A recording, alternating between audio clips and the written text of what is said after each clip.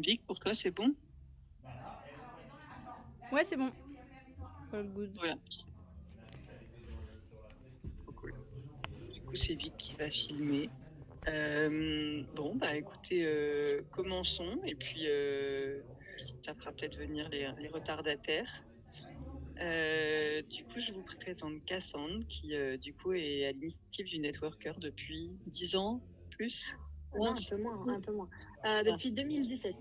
C'est ma 7e année. 7 ans. Attends, il y a des gens qui arrivent en même temps. Et du coup, on est allé chercher, enfin, qu'Alexia est venue, est venue chercher. Il y a trop de monde qui arrive en même temps, j'arrive pas à faire les deux en même temps. Est venue parce qu'on était très intéressés et très impressionnés par tout son travail qu'elle faisait sur principalement le marketing de réseau. Mais tu vas peut-être sûrement raconter mieux ça mieux que moi, parce que vie professionnelle assez folle. Et puis, et surtout, tu fais des formations qui sont hyper denses, hyper intéressantes et pratiques et efficaces sur du coup le recrutement, qui va être un des sujets entre autres, mais qui va être un des sujets du coup qu'on abordera sur cette place et peut-être sur d'autres qui viendront après. Voilà. Je te laisse la parole. Je pense que tu te présenteras bien mieux que ce que je viens de faire. Salut tout le monde. Bah, déjà, merci beaucoup, beaucoup, beaucoup, beaucoup. Je suis vraiment très, très, très contente d'être avec vous ce soir. J'ai vraiment beaucoup de chance d'être avec vous ce soir. Donc, je m'appelle Cassandre. J'ai créé le Networker en 2017, mais j'ai découvert le marketing de réseau quand j'avais 18 ans. Donc, un peu comme Obélix, moi, je suis tombée dans la potion magique et je ne vis que pour ça. Je vais vous partager mon écran pour qu'on puisse démarrer la formation, mais je ne vais plus vous voir. Donc ça, je suis assez triste.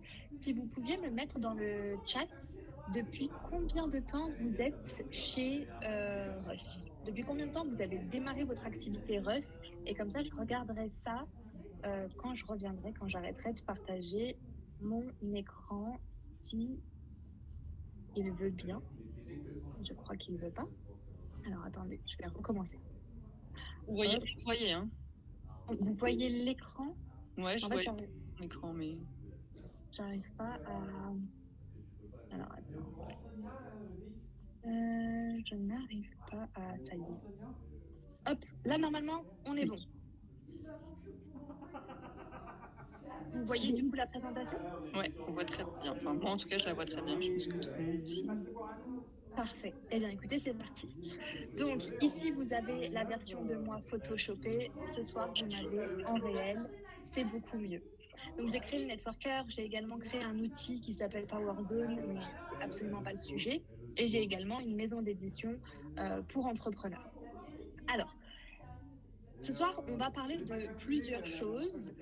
J'ai pris l'extrait d'une formation qui s'appelle Vente Booster, mais effectivement, vous allez voir que en marketing de réseau, la vente et le recrutement sont liés et que l'un ne va pas sans l'autre. Donc c'est vraiment ça le sujet de ce soir. Comment ça va se passer ce soir? Je pense qu'on est parti pour à peu près 30 minutes de formation, donc jusque 21h40, on va dire. Et ensuite, je vais répondre à toutes vos questions. Surtout si jamais il y a des questions n'hésitez pas à me couper en fait, parce que comme je vous vois pas et que j'ai pas non plus le chat, j'essaye de voir si j'ai un moyen. Non, j'ai pas de moyen d'avoir le chat. N'hésitez pas à me couper pour que je puisse y répondre au fur et à mesure. Ça va pour vous? Bon, on y va. Alors, qu'est-ce que le marketing de réseau? Déjà, il faut bien comprendre que le marketing de réseau, c'est un métier. Et ça, il y a plein de gens qui le vendent comme un job, comme un complément de revenu, mais c'est beaucoup plus que ça.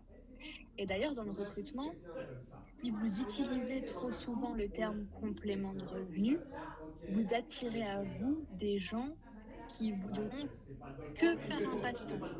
Alors que ça peut vraiment être un métier qui peut être fait à temps plein et il y a vraiment des beaux revenus qui peuvent être générés en marketing de réseau.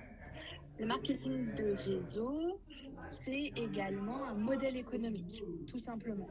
C'est un modèle économique où on va retrouver généralement deux leviers, donc la vente et le recrutement, sous certaines conditions, bien entendu, pour que ça reste tout à fait légal. Jusque-là, tout va bien?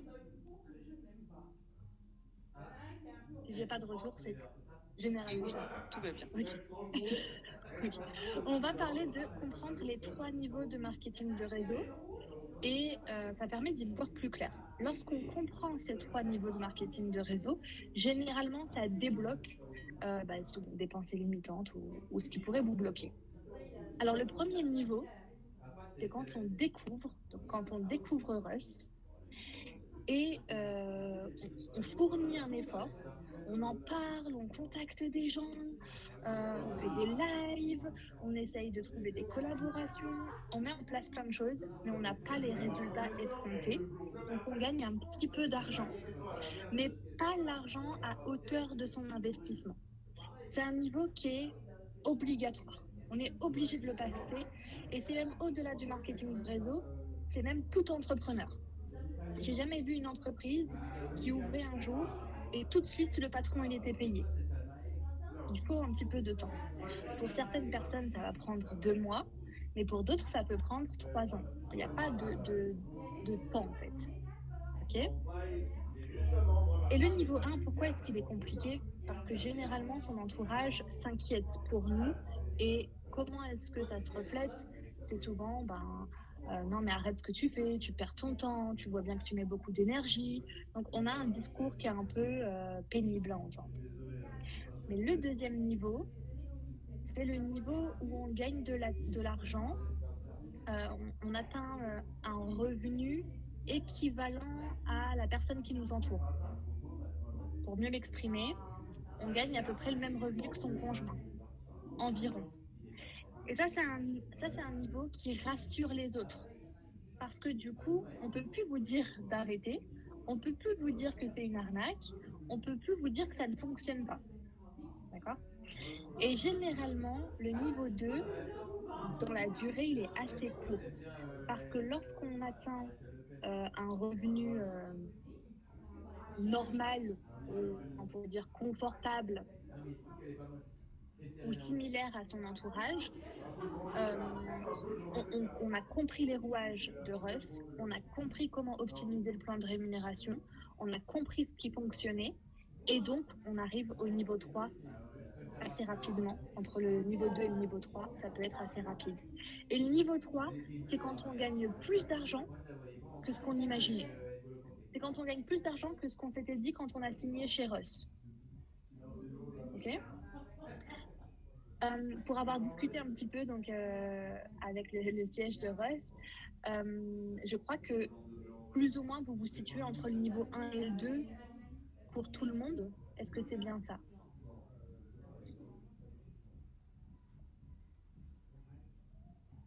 Ouais. Il y a des petits pouces qui se lèvent, mais oui, Ok. je pense que oui, c'est à peu près le cas. Ok. Eh bien, vous devez juste comprendre les rouages. En fait, je pense que quand j'ai démarré, moi, le marketing de réseau, quand j'avais 18 ans, j'aurais adoré qu'on me dise ça. Écoute, il y a 3 niveaux. Là, pour l'instant, tu es dans le niveau 1. Mais t'inquiète pas, continue de faire ce que tu es en train de faire parce que le niveau 2 va arriver. Et entre le niveau 2 et le niveau 3, il n'y a pas grand-chose à faire. En fait, ça va vite se décanter. D'accord? Donc vraiment, rassurez-vous. De toute façon, si vous êtes là ce soir à 21h au lieu de regarder koh, c'est que vous êtes vraiment très motivé et c'est que vous avez envie de développer l'activité chez Russ. Donc déjà, bravo pour ça et merci. Merci beaucoup d'être là ce soir. Alors, la place de la vente en marketing de réseau. On sous-estime déjà la vente, on ne va pas se mentir, c'est le nerf de la guerre en marketing de réseau. Parce que plus vous allez vendre, plus vous allez faire découvrir le concept Russ, plus automatiquement vous allez recruter. Je ne sais pas comment vous avez découvert Russ et comment vous êtes rentré chez Russ, mais dans la plupart des cas, peut-être que vous avez assisté à une animation, peut-être que vous avez acheté des vêtements via Russ et vous vous êtes dit, ah, ce serait sympa que finalement je m'occupe de les vendre moi aussi. En fait, euh, pour faire connaître votre produit et pour démontrer qu'il fonctionne, et votre modèle économique, bien sûr, il va falloir le vendre. Et donc, c'est pour ça que aujourd'hui, vous devez, surtout si vous voulez passer au niveau 2 ou au niveau 3, il va falloir se concentrer sur donner un maximum de visibilité à votre produit et donc le faire découvrir à un maximum de personnes qui vont venir consommer. Parce qu'en plus, vous aurez un levier. C'est-à-dire que vous allez pouvoir appeler Martine. Salut Martine, le mois dernier, tu m'as acheté des vêtements. Je me demandais, est-ce que ça t'intéresserait de faire la même chose que moi? Et comme Martine, elle est satisfaite du service, il est fort possible qu'elle s'intéresse à l'activité. Ce qu'on rencontre en marketing de réseau, c'est souvent des gens qui veulent à tout prix recruter, mais ils recrutent souvent ils recrutent, pas souvent, mais quand même un peu trop à mon goût. Ils recrutent souvent des gens qui n'ont jamais testé le produit. Alors, ça arrive dans des sociétés, notamment de cosmétiques, où les gens n'ont jamais testé le produit, ils sont recrutés, ils rentrent, donc ils savent même pas de quoi ils doivent parler. C'est assez problématique. Et puis, finalement, ils se rendent compte qu'ils n'aiment pas le produit. Donc, c'est compliqué. Là, ce que moi, je trouve très fort chez Russ, c'est qu'au-delà de vendre un produit, vous vendez un concept. Et ça, c'est incroyable. Et du coup, vous avez beaucoup plus de force de frappe au niveau du recrutement. Donc, plus vous allez vendre vos produits et votre concept, plus vous allez recruter.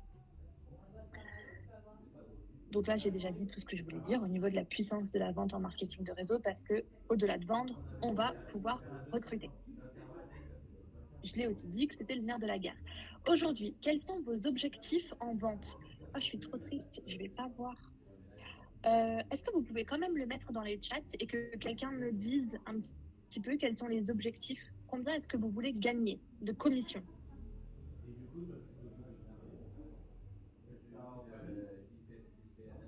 J'attends les. Je veux bien, Ouais. je peux les lire, mais sinon on n'est pas si nombreuses que ça. S'il y en a qui veulent peut-être prendre la parole, c'est moi les. Ah ouais, ça serait trop bien.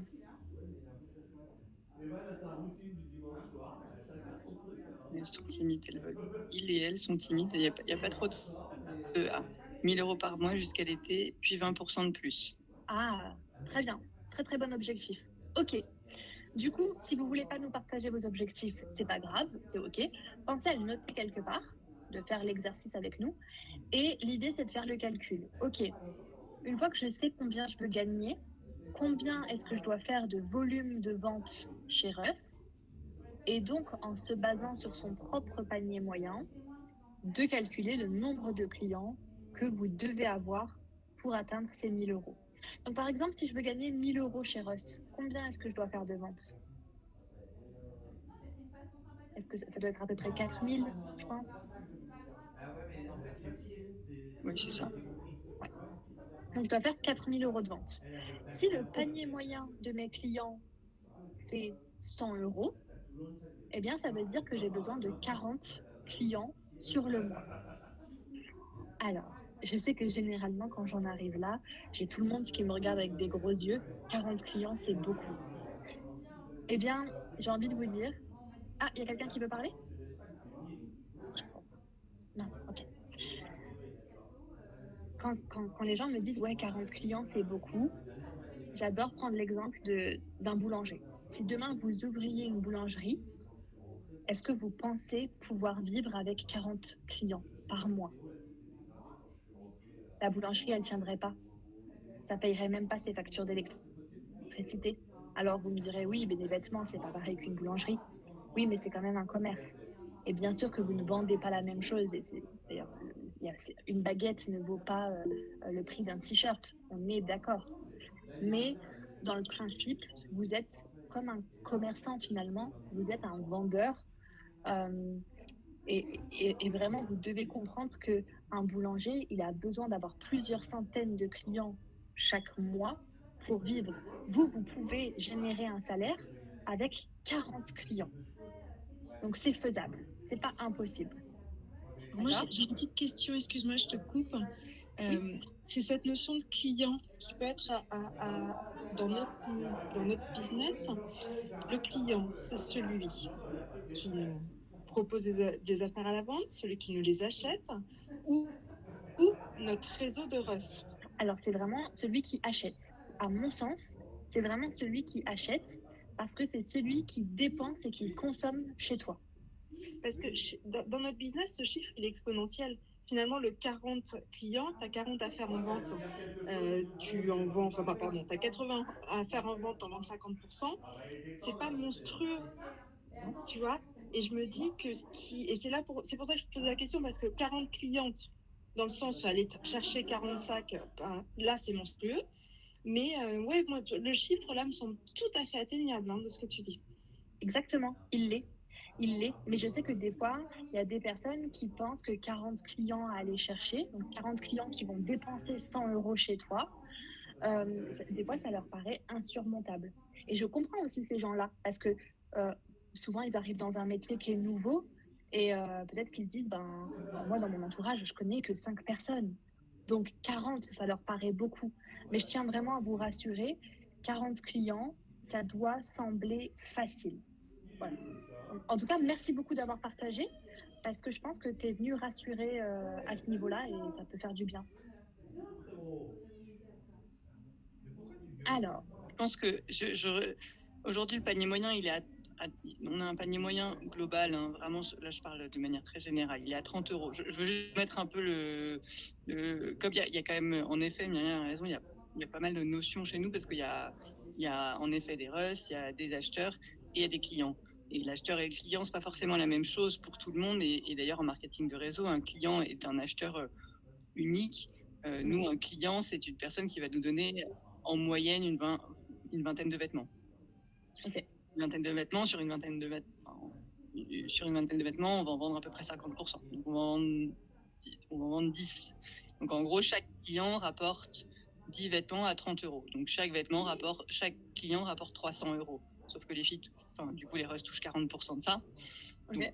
il va à 1000 euros. J'étais justement en train de le calculer, mais je pense il faut quand même avoir, sur le mois, il faut quand même avoir un peu plus de clients. Je reviens vers vous une fois que j'ai fini mes calculs, mais je pense qu'il ne faut pas avoir 40 clients, parce que 40 clients, ça veut dire qu'il faudrait vendre, il faudrait vendre 400 vêtements.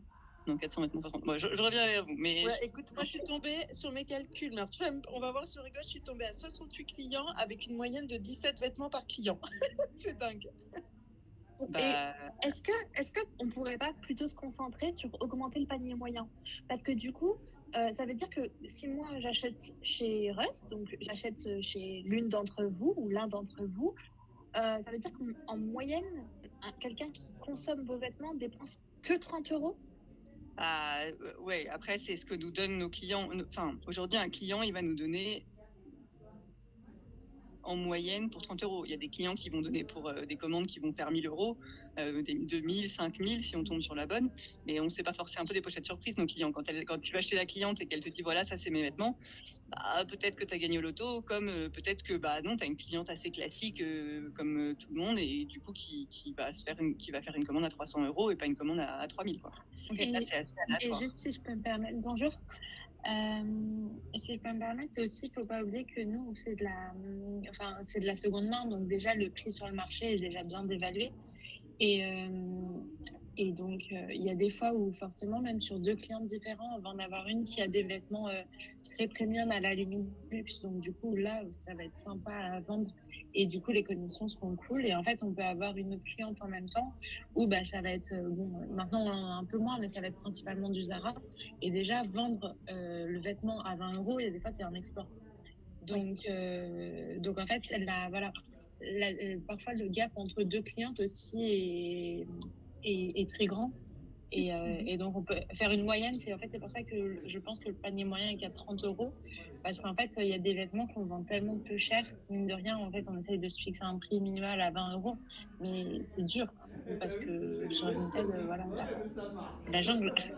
Donc, donc je pense qu'en fait, il faut, en tout cas, si vous avez des objectifs, et je pense que c'est vraiment le point que veut donner Cassandre, si vous avez des objectifs, moi je peux vous donner le panier moyen global, parce que peut-être que vous ne l'avez pas forcément, sachant que vous avez des commandes en effet comme Léa, de manière avec des paniers moyens qui peuvent être assez aléatoires.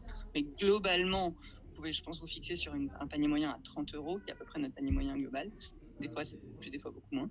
Et après, vous pouvez, et dans ces cas-là, sachant que vous touchez 40% de ces 30 euros, combien vous allez avoir en fonction de ce que vous voulez gagner à la fin du mois. Et je pense que c'est un très bon point que donne Cassandre, c'est de donner son objectif, mettre des objectifs à la fin de chaque fin de mois. Et du coup, pour y arriver, combien de commandes je dois prendre, sachant que je vends à peu près 50%. Chacune a son taux aussi. Il y a des filles qui vendent 90% de toutes les commandes, d'autres qui vendent 40, d'autres qui vendent 30. Ça aussi, si vous avez besoin, on peut vous les donner. Mais en fonction de ça, combien j'ai besoin de récupérer de commandes pour pouvoir arriver, et donc de nouveaux clients pour pouvoir arriver à ça. Ouais. Puis je pense qu'aussi, ça peut être bien de peut-être calculer son panier moyen personnel. Parce que là, du coup, c'est le panier moyen de la société.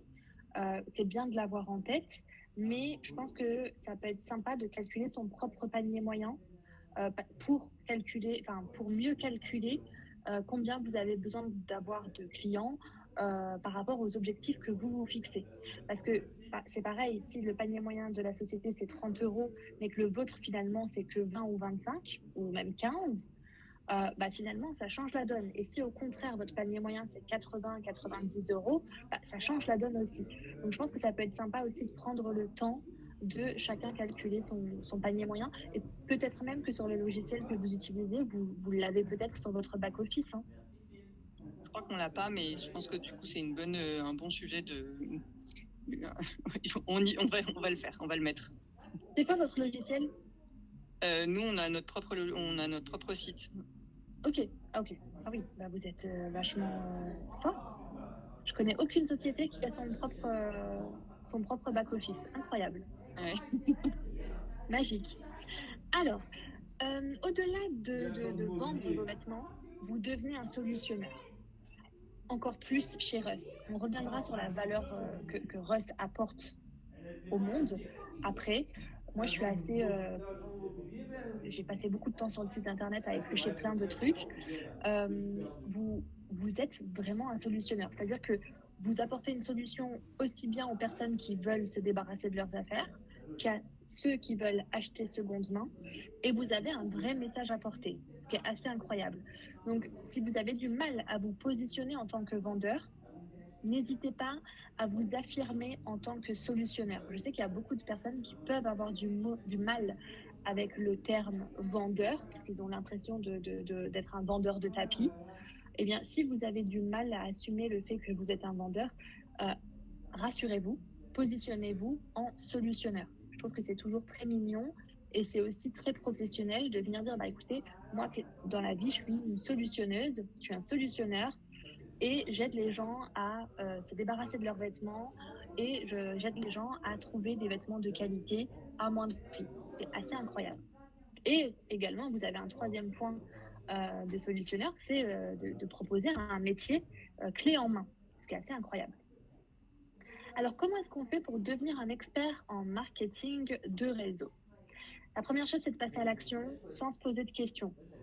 Je pense que vous avez tous déjà entendu qu'il fallait sortir de sa zone de confort. Moi, je suis pas trop d'accord avec ça, pour ceux qui me connaissent. Je pense que la magie opère dans sa zone de confort. Mais pour autant, vous devez passer à l'action. Je ne fais jamais quelque chose que je ne maîtrise pas. D'accord? Parce que c'est quelque chose qui va me faire peur, c'est quelque chose où je vais me manger des claques, où je vais me manger des refus. Et puis, plus on a de refus, plus on va se renfermer sur soi-même. Donc, l'idée, c'est plutôt de déterminer. Vous pouvez dessiner un rond, j'adore cet exercice. Vous pouvez dessiner un rond et lister tout ce qui est dans votre zone de confort. Peut-être que c'est facile pour vous de parler avec les mamans de l'école. Peut-être que c'est facile pour vous d'aller se promener en forêt et de dire bonjour aux gens. Peut-être que c'est facile pour vous de faire des lives. Peut-être que c'est facile pour vous de proposer des animations à domicile. Peut-être que c'est facile pour vous d'aller démarcher des salons de coiffure pour exposer des vêtements ou pour organiser une animation. Peu importe. Donc, peut-être de lister dans ce rond tout ce qui est dans votre zone de confort, tout ce que vous aimez faire, tout ce que vous maîtrisez. Et ça, il faut le multiplier encore et encore et encore et encore et encore. Parce que c'est là où la magie opère. Et s'il y a des choses qui sont en dehors de ce cercle, donc qui sont en dehors de votre zone de confort, mais que vous avez très envie de faire, très très très envie de faire, mais que c'est en dehors de votre zone de confort, eh bien, vous devez élargir. Et comment est-ce qu'on fait pour élargir sa zone de confort? Eh bien, on va venir acquérir les compétences nécessaires, mais plus que ça, on va se faire accompagner. Par exemple, si moi je dis à Martine, Martine, moi j'ai peur de faire des ateliers, ok, bah si tu veux, je viens faire un atelier avec toi. Bah là, j'ai aucune raison de refuser parce que je me sens en sécurité avec Martine. Ok. Le deuxième point pour devenir un expert en marketing de réseau et encore plus chez Russ, c'est d'être à l'écoute. Parce que vous avez ce truc de devoir être à l'écoute de celui qui vend les vêtements, celui qui l'achète, celui qui a envie de développer son métier. Et être à l'écoute, c'est constamment poser des questions. Et moi, j'adore dire que celui qui pose les questions, c'est celui qui maîtrise la situation. Il n'y a qu'à voir avec vos maris, quand ils rentrent en retard, quand vos maris rentrent en retard. T'étais où? Depuis quand? Pourquoi t'es en retard? T'as pas enlevé tes chaussures? C'est pas une question, mais on aime bien le dire quand même.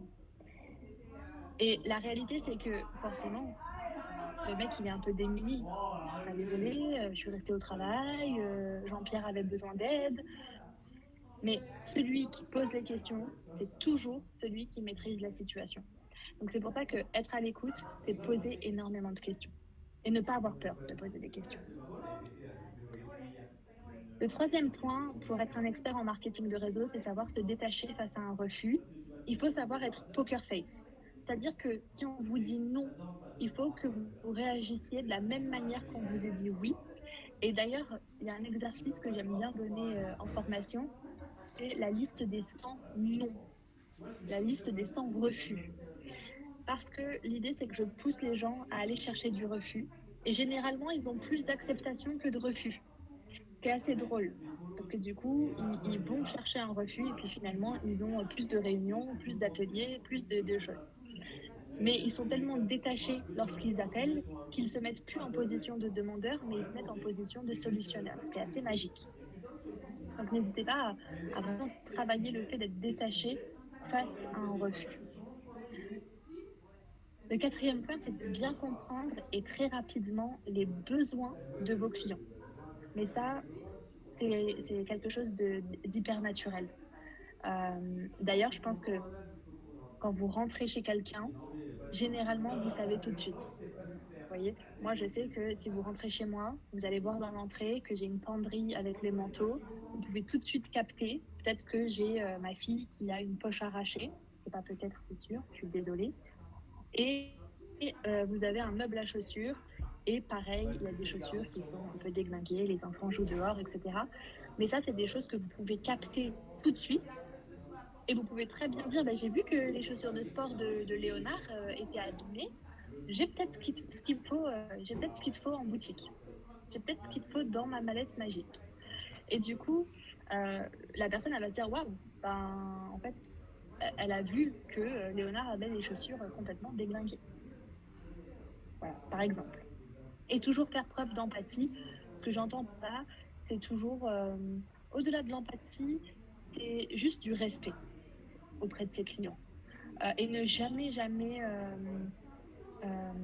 imaginer le portefeuille des gens. On n'est pas sur le compte en banque des gens.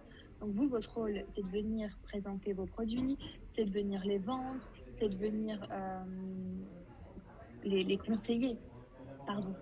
Mais du coup, vous ne pouvez pas vous permettre d'être dans le portefeuille des gens. Et je peux vous raconter une histoire. Hein. Une fois, je vais chez une cliente, donc je faisais de la vente à domicile à l'époque, et je lui présente donc les bijoux, etc. Mais chez elle, c'était pas très propre. Donc en fait, je me suis fait une mauvaise idée de, elle avait pas d'argent. Donc en fait, je ne lui parlais que des bijoux les moins chers.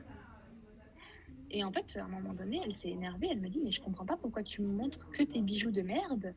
Moi, je veux les beaux trucs, je veux les parures. Et en fait, ben, ça a créé un froid parce que j'avais pensé à sa place. Alors qu'effectivement, j'aurais dû la traiter de la même manière que je traitais tout le monde. J'aurais dû lui montrer de manière très naturelle toute ma collection. Et donc, c'est pour ça où je dis que c'est important de faire preuve de respect et de ne jamais supposer. Voilà, c'était surtout ça. Je n'arrivais pas à trouver mes mots, mais ne jamais supposer. Est-ce que jusque-là, tout va bien?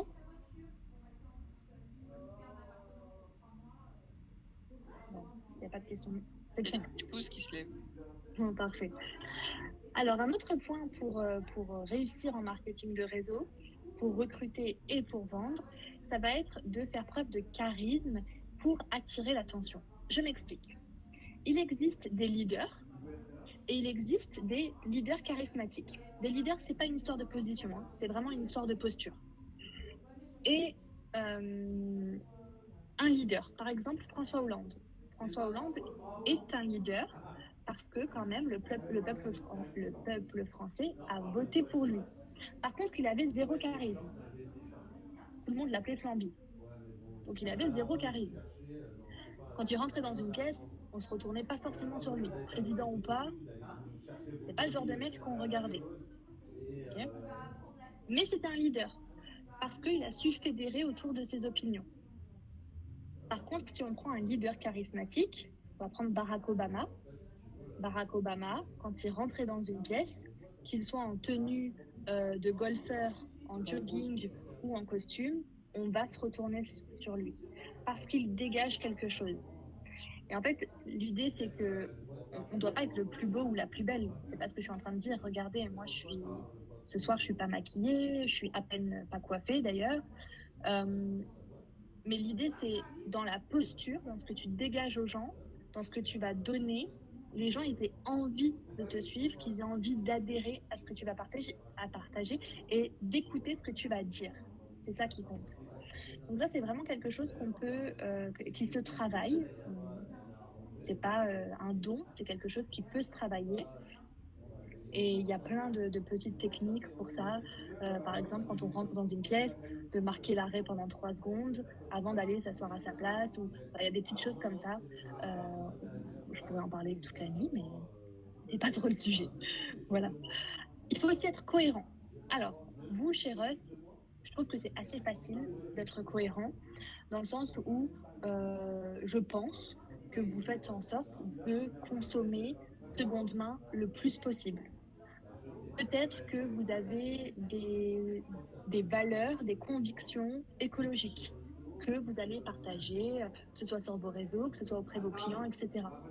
C'est-à-dire que même dans la valeur que vous allez apporter, et on va arriver sur la valeur juste après, euh, il est très logique finalement, si certains d'entre vous préparent leur lessive de manière à domicile, si vous préparez votre lessive en do it yourself, vous-même, de le partager sur vos réseaux, etc., parce que ça rentre dans les valeurs de Russ finalement.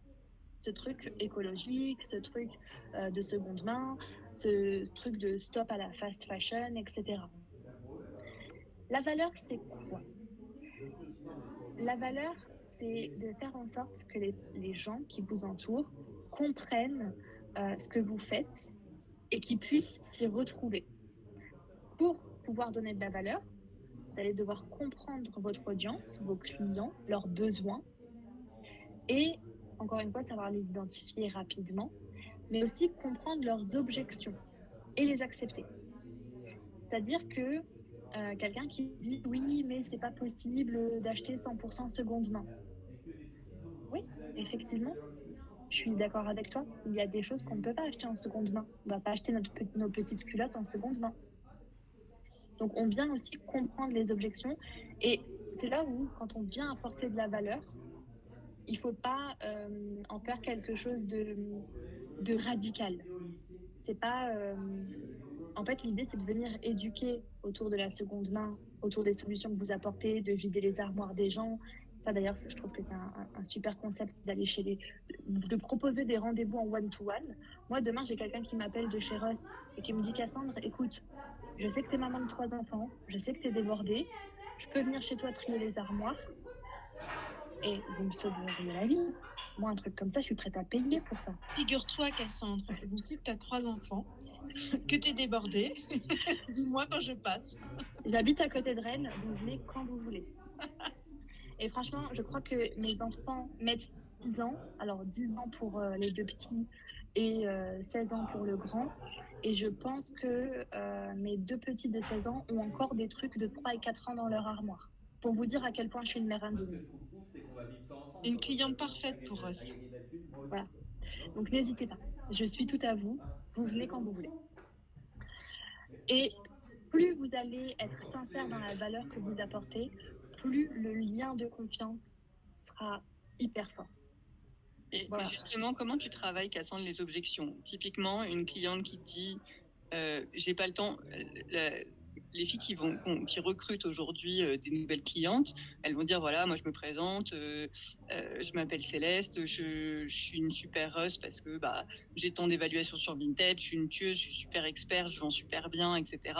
Je vais vendre tes pièces super bien et super cher et au maximum. Mais il y en a plein qui vont quand même. On a plein de clients qui vont forcément, sinon on irait chez tout le monde.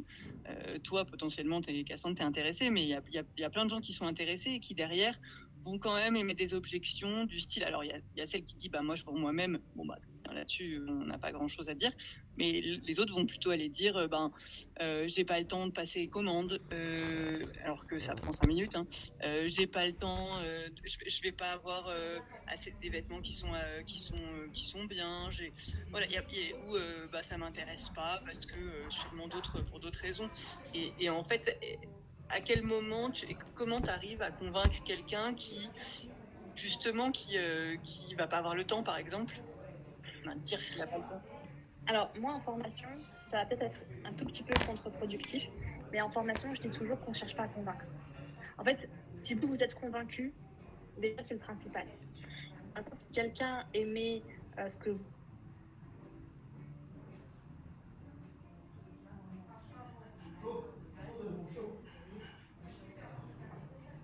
C'est temps, Je sais faire moi-même, je vais pas m'emmerder avec ça, je les donne. Ah oui, on a aussi beaucoup ça, c'est ah ben non, mais moi je les donne.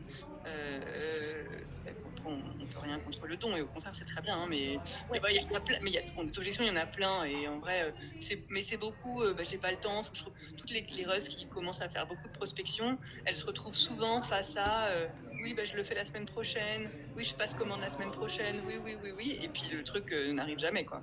ouais. Mais ça, c'est typique de tout le monde. Oui, oui. C'est-à-dire que même demain, vous allez à Intermarché, il y a quelqu'un qui vous dit ah là là, j'ai une super offre sur un gaufrier. Vous allez dire ah bah j'ai pas le temps, je repasserai demain, et puis vous repassez jamais. Alors, concrètement, la formule pour traiter les objections que moi je donne, c'est acquiescer tout le temps. Tout le temps, le client, ça ne veut pas dire que le client il a tout le temps raison. C'est pas vrai. Mais on vient acquiescer, on vient isoler, on vient reformuler. Par exemple, quelqu'un qui me dit j'ai pas le temps. Je lui dirais ok, ben je comprends, moi aussi j'avais pas forcément le temps, donc vraiment pas de souci.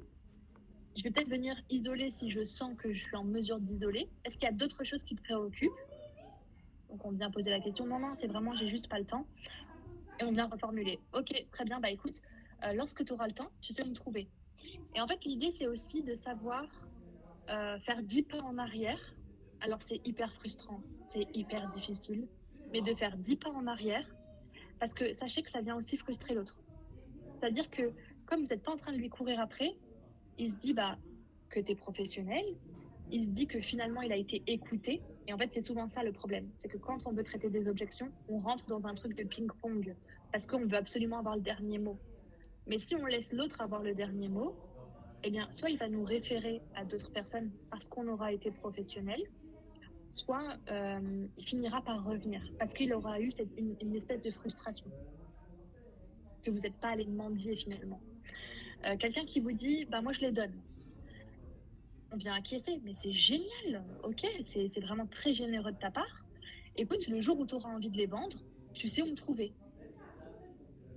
Et en fait, quand bien même elle décide de continuer de les vendre, à les donner, pardon, à chaque fois qu'elle va les donner, elle va penser à toi. C'est ça aussi apporter de la valeur.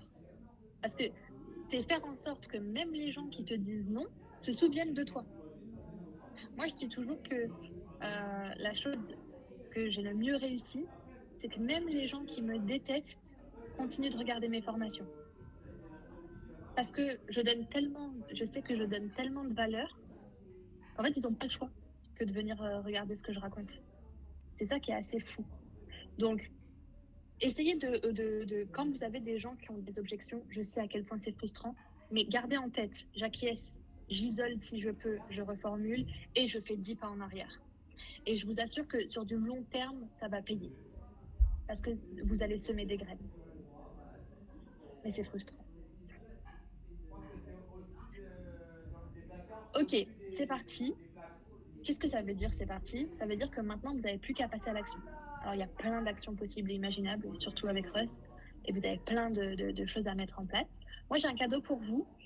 Notre formation, qui était en vente jusqu'à novembre l'an dernier à 2300 €, elle est entièrement gratuite. Donc, il suffit de nous envoyer un petit message sur Instagram et demain, les filles vont s'occuper de vous donner vos codes d'accès.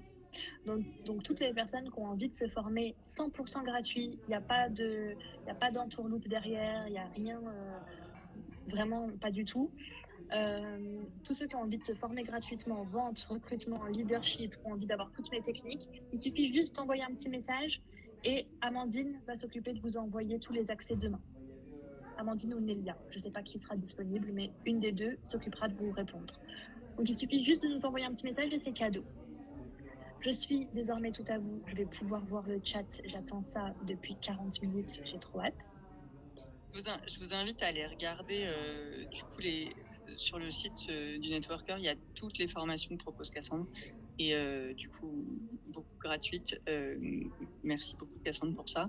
Et du coup, je vous invite vraiment à aller les regarder. C'est hyper dense, c'est hyper fourni. Alors vous l'avez compris, il y a le marketing de réseau, ça concerne vraiment beaucoup souvent de la vente de produits et donc qui nous concerne peut-être un petit peu moins, mais je pense que c'est assez facile et vous êtes toutes et tous suffisamment intelligents pour, comprendre la mécanique et du coup l'appliquer à du service comme on le fait nous. Oui, carrément. C'est exactement les mêmes techniques. On est sur du conseil, on est sur de l'accompagnement, on est sur de l'apport de valeur. Enfin, c'est pareil, peu importe ce qu'on vend. Hein. Exactement. Oui. Je pense que quelque chose qui est passionnant, mais qui rend aussi, qui est complexe, c'est notre posture, en fait, par rapport aux différentes cibles dont on a parlé. Parce que j'entends, enfin, je comprends vraiment bien l'aspect commercial, mais on va avoir une posture différente. Par exemple, avec une cliente qui donne, j'ai bien entendu de ne pas forcer, de ne pas aller sans arrêt sur l'objection, mais en termes de posture, on ne peut pas l'accepter. C'est-à-dire qu'aujourd'hui, le don, il fait partie de ces kilos de fringues qui sont jetées, parce que donner, c'est aussi accepter que ça n'a pas de valeur. Je vais prendre un parallèle, mais moi qui marche hyper bien avec mes clientes. Si vous adoptez un chat et que vous payez pour ce chat, vous avez moins de chances de l'abandonner. C'est statistique, la campagne de 30 millions d'amis, depuis des années, ça marche. Sur les habits, c'est un petit peu pareil. Un habit qu'on a acheté a une valeur, on ne le jettera pas, on ne le donnera pas, il va rester plus longtemps. Et ça aussi, je veux dire, tous les gens qui aujourd'hui travaillent pour essayer de limiter en parlent. Et je pense qu'on a cette posture où c'est pas aller au fight, c'est pas aller dans l'objection agressive, mais parce qu'on croit dans ce concept Russ et qu'on porte des valeurs, je pense que dans notre démarche, dans notre manière d'interagir avec nos clientes, celles qui nous donnent des habits, on doit garder cette posture et on doit en fait défendre les valeurs qu'on a en faisant cette aventure. En fait, je suis hyper OK avec ce que tu dis, mais je pense qu'il y a une limite à ne pas franchir. C'est-à-dire que il faut faire attention dans ton discours à ce que ce soit pas moralisateur. Donc, par exemple, ces convictions-là, je pense qu'il faut plus les utiliser sur la création de contenu, des stories pour venir éduquer de manière globale une audience, de venir éduquer en live ou même sur un TikTok ou peu importe ce que tu utilises comme canal de communication.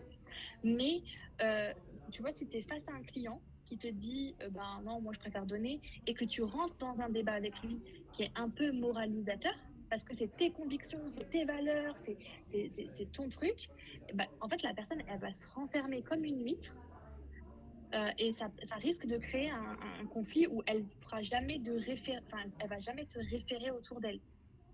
Tu vois. Donc je pense que c'est juste, je suis très d'accord avec ce que tu dis, mais dans le discours, il faut faire hyper attention que ce soit pas moralisateur. C'est un peu comme quand tu vas acheter une voiture et puis que le vendeur il va absolument te vendre une voiture électrique, mais que toi tu veux pas. Parce que tu as lu qu'il y avait des gens qui avaient des cancers à cause de la voiture électrique. Et que lui, il vient de faire la morale sur oui, mais la voiture électrique, c'est génial, ça coûte moins cher et tout. Ouais, mais je veux une voiture gasoil. Enfin, tu vois, laisse-moi tranquille. C'est juste ça où il faut faire attention. Mais je suis très d'accord avec tes convictions. Mais viens éduquer les gens sur de la publication, sur des stories, de manière globale. Comme ça, on n'est pas touché directement. Sur du one-to-one, ça pourrait être dangereux. Merci pour ces précisions. Avec plaisir. Est-ce qu'il y a par hasard d'autres questions ou d'autres personnes qui ont envie d'interagir?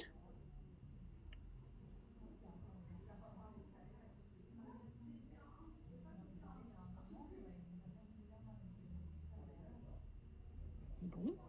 Ouais. Oula, j'étais en train d'ouvrir le cadeau. Les filles vont vous envoyer demain.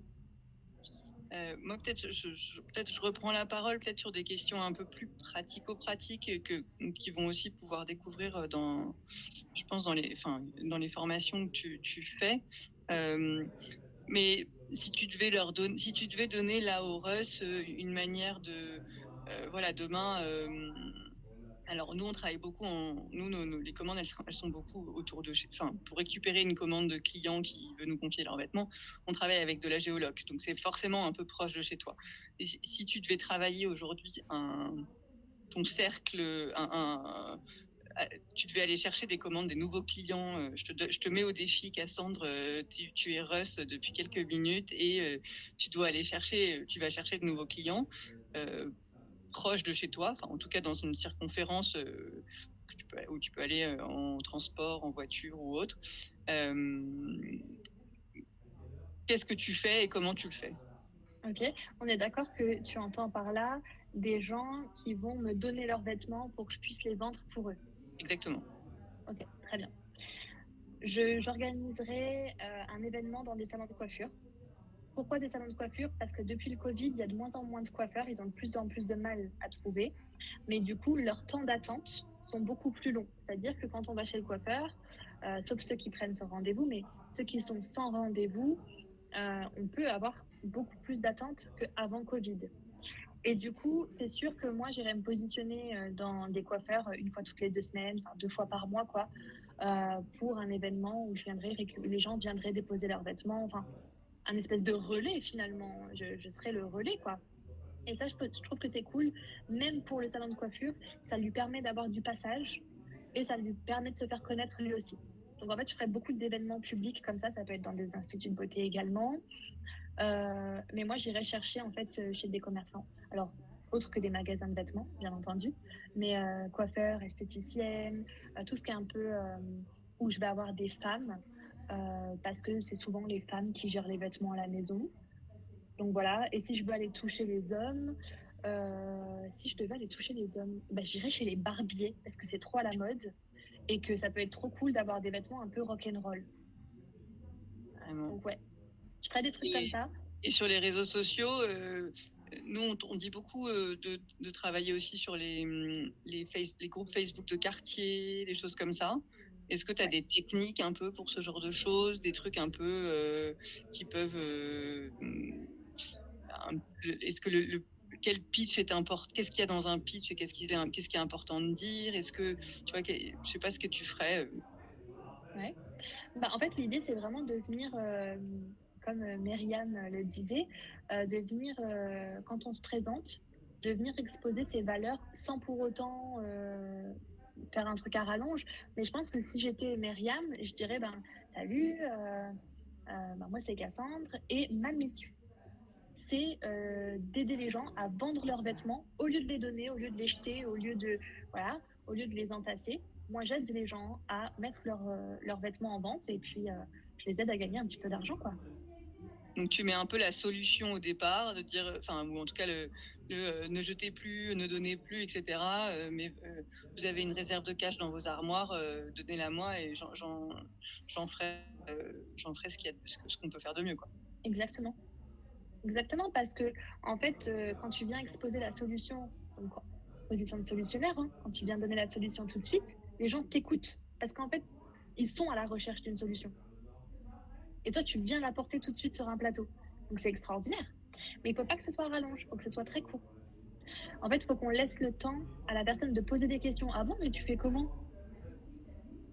Et là, on peut donner un petit peu des explications. En fait, l'idée, c'est de donner un petit peu de miettes.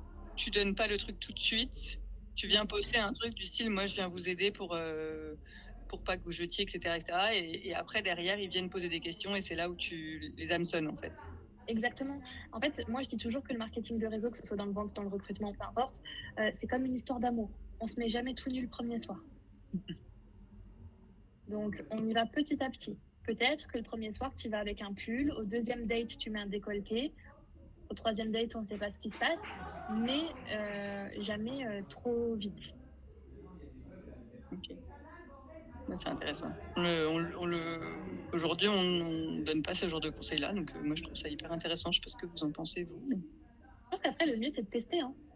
Vous faites comme ça, vous mettez un petit peu des miettes un peu partout, et puis essayez de susciter la curiosité. En fait, c'est ça qu'il faut. C'est susciter la curiosité, c'est en donner, mais pas trop, et pour que les gens viennent poser des questions.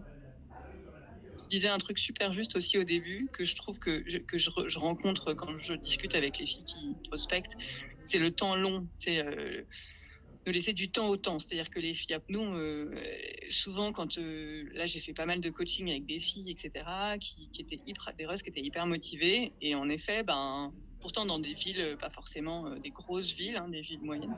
Et c'est vrai qu'au bout de 3 semaines, ça s'essouffle. Et elle s'essouffle ouais, d'avoir fait, d'avoir essayé de faire un peu de recrutement, d'avoir été un peu sur les réseaux, sur Facebook, avec les groupes, etc. Bon, il y a eu des retours, il y a des questions qui se sont faites. Peut-être qu'en effet, elle dévoile trop de choses dès le début, et du coup, ça. Voilà. Et au bout de 3 semaines, ça s'essouffle. Et souvent, du coup, elles annulent, enfin, elles se disent, bon, ben non, on verra une autre fois. Et puis voilà, et puis elles arrêtent de prospecter, donc il ne se passe plus rien, forcément. Et je trouve que tu t'en parlais très bien sur le temps long, mais c'est compliqué de garder cette motivation. Comment on fait? Moi, je dis toujours que le plus difficile, c'est d'être constant quand on n'a pas les résultats qu'on veut. Et en fait, c'est une réalité. C'est que mais peu importe. Tu veux développer quelque chose sur Instagram, tu le mets en place, c'est long, bah, tu n'as plus envie de faire ton contenu. Parce que c'est hyper difficile d'être constant dans quelque chose quand on n'a pas les résultats qu'on veut. Mais quand on en est conscient, je pense que c'est différent. Peut-être que ces gens n'avaient pas conscience des différents niveaux, peut-être que ces gens n'avaient pas conscience du fait que justement, le manque de constance tue les efforts que tu as produits auparavant. En fait, le marketing de réseau, la vente à domicile, je pense que dans tout entrepreneur, il n'y a pas de science exacte. Par contre, s'il y a bien un truc dont je suis sûre, c'est que le jour où tu arrêtes de prospecter, tu repars de zéro. Donc, et puis, un entrepreneur qui fait croire que tout d'un coup, c'est les gens qui viennent à lui, quels sont les efforts que ça a demandé avant et pendant combien d'années? Donc, je pense que si c'est le message qu'on transmet autour de l'entrepreneuriat qui parfois, par certaines personnes, sont complètement biaisés et les gens pensent qu'en 2 mois, ils vont gagner 10 000 euros par mois. C'est pas la réalité. Donc, je pense que c'est aussi, dès que quelqu'un démarre à vos côtés, de lui expliquer les 3 niveaux, comme ça il en a conscience, et de lui dire que plus il sera constant dans ses actions, plus il aura les résultats souhaités. Et puis après, normalement, c'est un peu un engrenage positif, c'est-à-dire que à partir du moment où tu vas commencer à avoir des premières clientes, elles vont commencer à parler de toi aussi à leurs copines, puis tu rentres dans un premier cercle, puis un deuxième. Et voilà. Et si tu arrives en plus à fidéliser déjà ta cliente, parce qu'une cliente en général, elle fait souvent 2 commandes, donc, des fois beaucoup plus, mais tu arrives à fidéliser ta commande et surtout tu vas aller chercher la copine, la sœur, la fille, la mère. On a les mères d'ailleurs, on a les filles d'abord, puis après on a les qui fidélisent les mères. Et du coup, voilà, et après, tu as tout ton réseau qui se crée comme ça, quoi. Ouais, c'est un peu comme une salle de sport. C'est-à-dire que tu vas à la salle de sport, tu vas mettre 3 à 6 mois avant de voir des résultats. Parfois, ça va te démoraliser, mais bon, tu vas continuer à y aller. Tu vas te dire, j'ai payé, j'y vais. Puis finalement, arrive l'été, tu arrêtes d'aller à la salle de sport. Au mois de septembre, c'est hyper compliqué d'y retourner. Hein.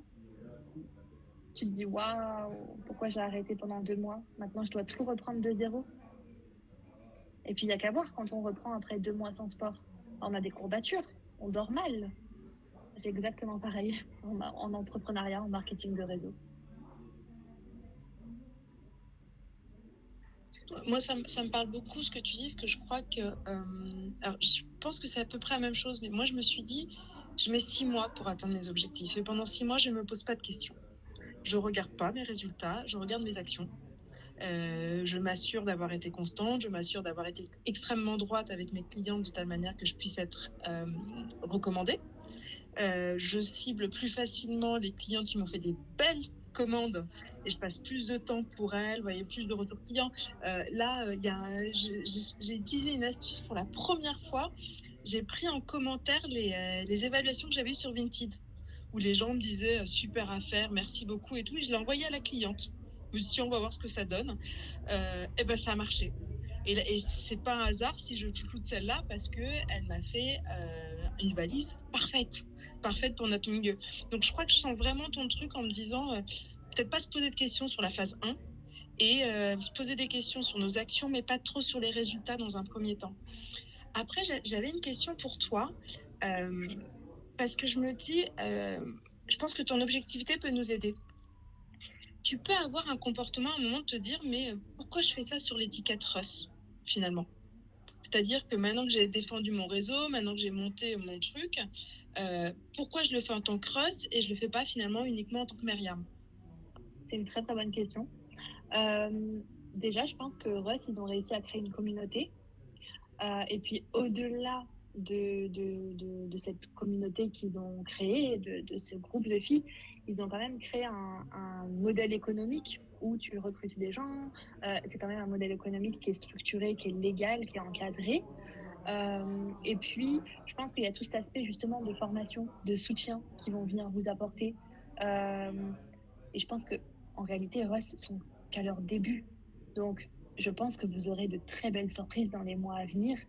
Et rien que pour ça, il faut rester fidèle à là où vous êtes arrivé, quoi. Tout à fait. Et puis, je pense que vous faites partie des pionniers de l'entreprise. Ce qui veut dire que je crois que Russ a lancé il y a moins d'un an. C'était en fin d'année l'année dernière. Il y a 2 ans, oui. Ouais, il y a 2 ans. Donc, c'est encore tout nouveau, c'est encore un bébé. Il y a plein de sociétés de marketing de réseau. Elles n'ont rien fait les 4 premières années. Et on a lancé le marketing de réseau en janvier. Tu as raison. Pour le coup, ça fait 2 ans qu'on existe, mais on a lancé le marketing de réseau en janvier. Voilà. Donc, c'était janvier. Donc, attendez, vous êtes des bébés, vous avez 5 mois, quoi. Il y a encore tout à construire. Et il y a des entreprises en marketing de réseau qui n'ont rien fait pendant 4 ans. Et cette année, ils sont à 2 millions de chiffres d'affaires par mois. Mais il y a 4 ans, on n'en entendait pas parler. Hein. Personne ne voulait les rejoindre il y a 4 ans.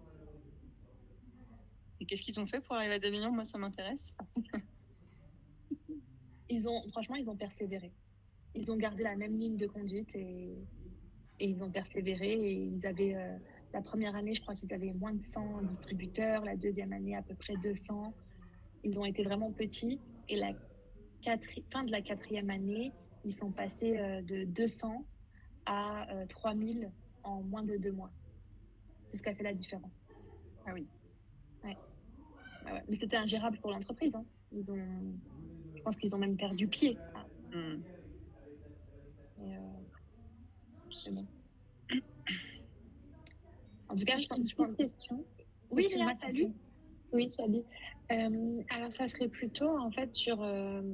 tu vas me dire si ça fait partie du sujet aussi, mais sur, en fait, le produit final, est-ce qu'il y a des techniques un peu en marketing pour, justement, comment dire, augmenter sa valeur?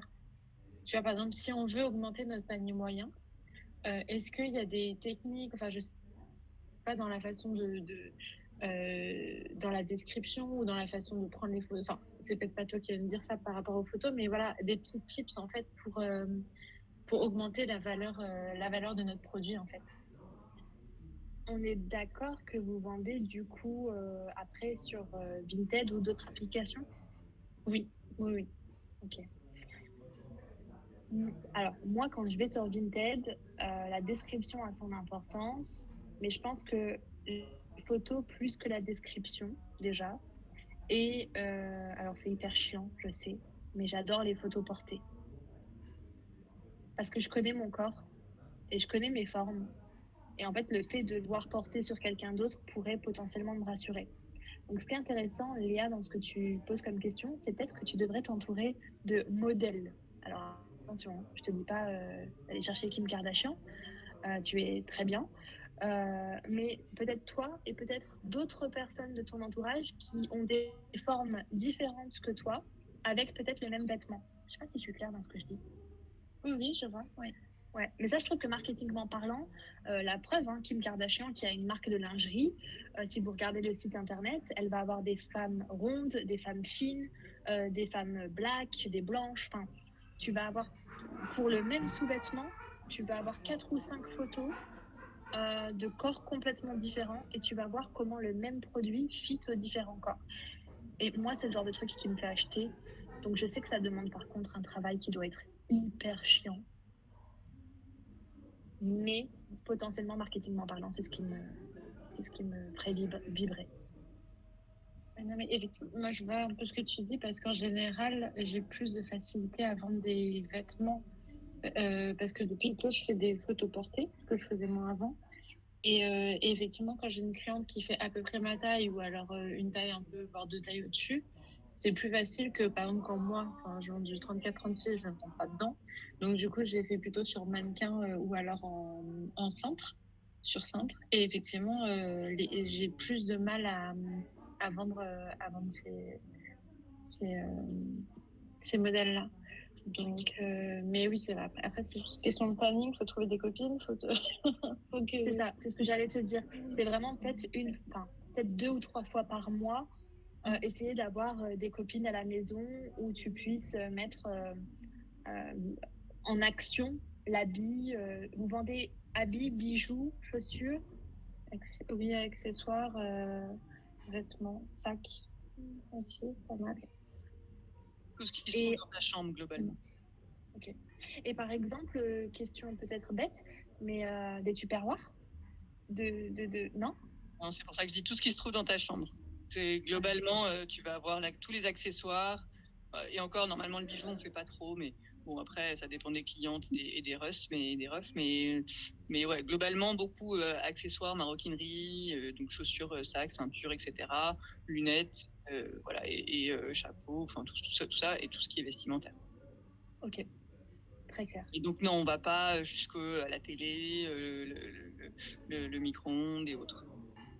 Ok, ça marche. Peut-être qu'un jour on le fera, hein. Ça ne veut pas dire qu'on le fera jamais, mais en tout cas pour l'instant on se concentre principalement. Et puis on a beaucoup de filles et tu le disais sur les valeurs, je trouve qu'il était très intéressant aussi. Du coup ça me permet de reboucler, mais on a beaucoup de filles et de garçons d'ailleurs qui viennent parce que ils ont eu pour habitude de eux consommer du coup de la seconde main depuis tout petit, etc. Souvent le Covid aussi a créé, quand on entend leurs histoires, le Covid a créé des comment on appelle ça, de nouvelles valeurs, quoi. Et donc souvent c'est des gens qui viennent, qui ont cette connaissance-là et cette envie et ces valeurs-là, je trouve. Tu parlais pas mal de ça et donc oui, en effet, je trouve qu'il y a toujours beaucoup de cohérence entre ce qu'on vend et sa propre consommation. Ouais, carrément. Même, j'allais dire, tout à l'heure, quand tu m'as demandé qu'est-ce que tu ferais, j'allais dire, j'aurais peut-être mis des flyers dans les boîtes aux lettres. Mais en fait, ça colle pas avec l'image de Russ. Donc, non, je l'aurais pas fait. Mais je sais que dans mon village, par exemple, j'ai quelqu'un qui avait mis des flyers dans la boîte aux lettres. Ça n'arrive jamais. Qui me disait qu'elle faisait les ongles, etc. Alors moi, je fais 45 minutes de route pour aller faire mes ongles toutes les 2 semaines. Je m'étais dit, waouh, si j'ai une voisine qui le fait, ouais, je vais le faire chez elle. Donc j'ai tenté ma chance chez elle. Et en réalité, si elle n'avait pas mis de flyer dans la boîte aux lettres, je l'aurais jamais su. Alors, en effet, c'est pas forcément toujours dans nos valeurs parce que bon, c'est pas très écologique, mais on incite vachement. On a un petit un endroit, enfin on a un petit pack de communication quoi que les filles où les filles ont accès et les garçons et du coup on les incite, ouais, carte de visite, enfin flyers, des petites affiches aussi à mettre dans la boulangerie, dans ces trucs-là. Ah, c'est tout con, mais en effet, si tu fais pas un tout petit peu dans ton quartier ton petit trou, les gens connaissent pas forcément Russ, connaissent pas du tout le métier, tout nouveau. Hein. Limite, quand tu dis je viens faire les ongles, mais bon, on sait ce que tu vas faire, quoi. Là, Russ, tu peux pas dire, moi je suis Russ, coucou. Il faut un peu expliquer. Donc, Mais je pense que même il y a un truc autour du concept un peu minimaliste et qui pourrait. Ouais, enfin, moi je sais que demain j'ai un truc dans ma boîte aux lettres. Je trie tes armoires, je t'aide à avoir des espaces, des chambres minimalistes. Bah, la nana, je l'appelle tout de suite. Parce la que. dressing thérapie, nous on parle souvent de dressing thérapie, de me dire. Mais ça, c'est génial. Enfin, c'est vraiment le genre de truc qu'il faut mettre en avant, dressing thérapie. Enfin, moi, je trouve ça assez incroyable ouais, en fait, ça attire la curiosité et puis ça rend service pour de vrai. Genre, je pense que moi, c'est un fléau, hein, les armoires. J'y ai pas touché, ouais, depuis qu'ils ont 4 ans. J'en tasse. Depuis qu'on a déménagé, en fait. Voilà. Est-ce qu'il y a d'autres questions? Moi, du coup, j'en profite, mais peut-être que Léa et Myriam en ont un peu profité aussi. Est-ce qu'il y en a d'autres qui veulent prendre la parole? Parce que je vois que le temps file. C'est très silencieux ce soir. En tout cas, j'ai eu tous vos messages et je vous promets que les filles vont vous répondre demain, dès qu'elles arrivent au bureau. Excusez-moi, bonjour. Salut. Oui. Allô? Oui. Oui, bonjour. C'est Laurent et Katia. En fait, on est là tous les deux en train de référencer. On a été sélectionné dans le quartier, dans le Paris 19e pour faire la fête des voisins, pour tenir un stand. Et je voulais savoir quels sont les outils ou les trucs qui peuvent attirer un peu plus de chalands, parce qu'on va être alors on va pas avoir de concurrence directe sur la prise de vêtements, mais par contre voilà, pour choper le maximum de potentiels futurs filleuls et futurs clients, voilà, dans l'aventure. Trop bien. C'est la question magique de la soirée. J'ai une technique qui est imparable, que je vais vous partager et que je pense que chez Russ, vous pourrez adapter. Nous, on préconise aux gens de mettre, quand ils font des animations comme ça, de mettre une urne, donc une belle urne, un peu comme une urne de mariage. Sachez que sur Amazon, il y en a à 8 euros. Donc vous n'êtes même pas obligé de dépenser un rein. 8 euros, vous avez des urnes. Et l'idée, c'est de mettre sur cette urne 100% gagnant. Jamais de concours, parce que quand on fait des concours, on met en compétition les gens. Donc moi, si je passe devant un truc, tirage au sort, je le remplis pas, je me dis je laisse la place à quelqu'un d'autre. Ou je le remplis pas, je me dis oh c'est une chance sur 100, non merci. Mais si c'est marqué 100% gagnant, je sais pas ce que je vais gagner, mais en tout cas je vais gagner un truc. Donc je vais remplir le formulaire. Ça c'est le meilleur moyen pour avoir des contacts à n'en plus savoir comment les appeler. Une fois que vous avez les contacts, vous allez pouvoir les appeler. D'accord. Donc, salut Martine, moi c'est Laurent et je te propose un dressing thérapie. Voilà comment ça se passe. Je viens chez toi et je t'aide à te débarrasser de tout ce dont tu ne te sers plus. Et en fait, tu viens offrir ta prestation. Donc, tu viens pas parler du fait de vendre ses vêtements, tu viens pas parler de tout ça, tu lui offres la prestation d'aller chez elle et de l'aider à trier ses armoires. Bah, très franchement, je connais aucune femme qui dirait non. D'accord. Ok. Mais rien que le fait que sur l'urne, ce soit marqué 100% gagnant, et les urnes, vous pouvez les mettre dans des salons de coiffure, chez des fleuristes. Alors, je sais que j'en ai une que j'ai accompagnée, elle ne vit que de ça maintenant. Son agenda est toujours blindé. Mais sur le mois de novembre, pendant la Toussaint, elle met ses urnes dans des fleuristes parce que tout le monde va fleurir ses tombes. Et donc, tout le monde passe chez le fleuriste. Au niveau de la fête des mères, elle les met dans des parfumeries. Au niveau, quand c'est les soldes, elle met toujours dans des magasins de vêtements. Bon, vous n'allez pas le faire, mais potentiellement, vous pouvez aller chercher ailleurs. Mais tu mets quoi? Tu mets juste 100% gratuit sur la boîte, quoi. Ouais. Et du coup, il y a un petit papier à côté où tu te demandes l'adresse email et le numéro de téléphone? Nom, prénom, adresse mail, date d'anniversaire, enfin, toutes les infos qui vont pouvoir t'intéresser. Parce que, admettons que je t'appelle, donc salut, tu as gagné un dressing thérapie, voilà comment ça va se passer, est-ce que tu veux quand est-ce que tu veux fixer rendez-vous? C'est pas est-ce que, c'est quand est-ce que tu veux fixer rendez-vous? Si tu me réponds ah non, j'en veux pas de ton truc, ok, très bien, bonne journée, ciao ciao, ok. Mais à ton anniversaire, j'ai ton anniversaire. Donc, je vais pouvoir te offrir ton dressing thérapie. Je vais pas te lâcher. Et je vais utiliser le bon 3 fois. Et si 3 fois tu me dis non, je le mets à la poubelle. Pas 3 fois en 3 semaines, 3 fois sur une année. On espace bien. Et Mais voilà, il y a plein de choses. Tu ne dis pas dressing thérapie 100% gagnante, laissez votre email, quoi. Laissez votre numéro de téléphone. Non, je vais mettre nom, prénom. Ce qui va être intéressant pour vous, est-ce que vous avez des enfants, oui ou non?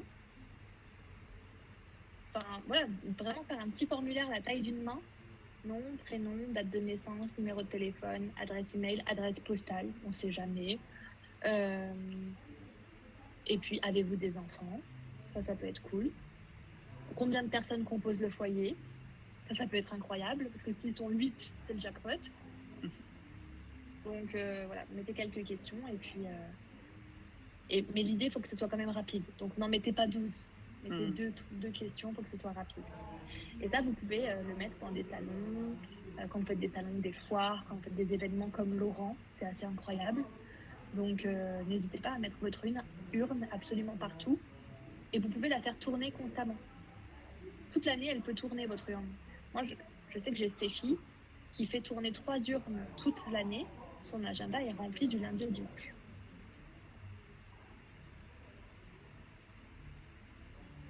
Voilà. T'as bien fait, Laurent, de poser cette question. C'était une bonne... On a eu une bonne réponse. Ouais. Merci.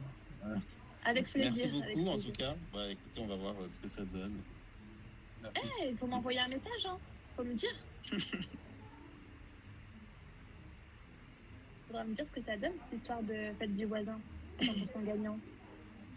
Bon. Ah bah, je viens de m'inscrire sur Instagram, sur le net encore, je te dirai. J'ai hâte. On va peut-être vous laisser profiter un tout petit peu de votre soirée quand même. Il est déjà 22h14. Je ne sais pas s'il y a des dernières questions avant de remercier chaleureusement Cassandre pour tout. Il y a Vera qui dit merci et bonne soirée. Merci beaucoup. Eh ben, merci beaucoup à tous. Alors, je pense qu'on va clôturer. S'il n'y a pas d'autres questions, merci du fond du cœur, Cassandre, pour tous ces bons conseils, pour cette formation gratuite qui je pense, pourrait vraiment être utile à tout le monde.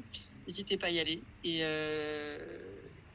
puis, les filles et les garçons, à demain sur Slack. Merci, à bientôt. Salut Cassandre, à bientôt. Bonne soirée, au revoir. Merci beaucoup, bonne soirée.